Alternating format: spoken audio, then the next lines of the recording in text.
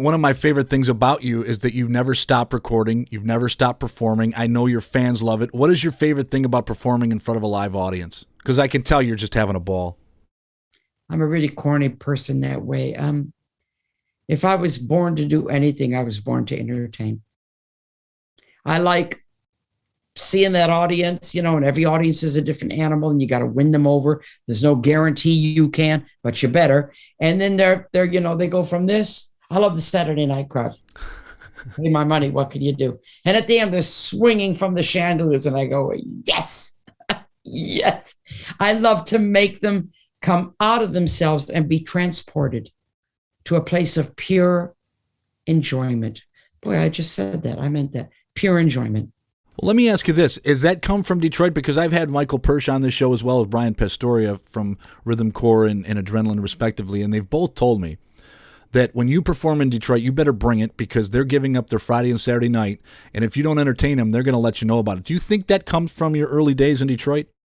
A lot of it is from Detroit. There's an edge there, but really that attitude comes from my father, who was a musician all his life, and he pulled me aside at age 16. I'd been in the band for 2 years. All of his kids were together playing music, but he pulled me aside. And he said, it was in the house. And he said, I can see you're serious about this. I said, yeah, I am, Dad. I am. He said, okay, then I'm going to give you a bit of advice. I said, yes. He said, right. He said, first of all, this is a profession. This is your job. I went, right. And he said, also, if you're playing in front of 10 people or 10,000, every one of those people has gone into their pocket and taken money out and paid to see you, and you owe them. That is my attitude to the business. He gave me my work ethic. If you're not having a good time, it's not your fault. It's my fault. Right. Wow.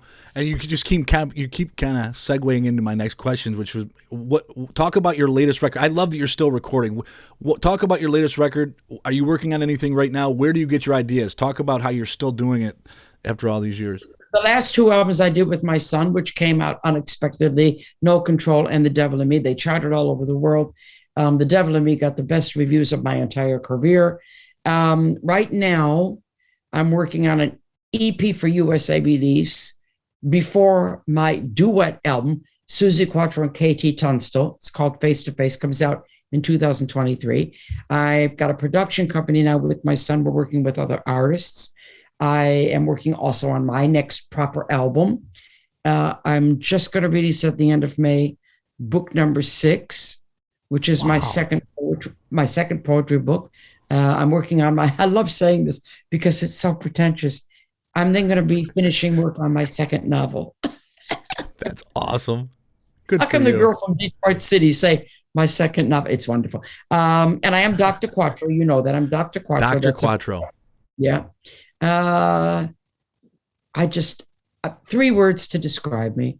I create, I communicate, and I entertain.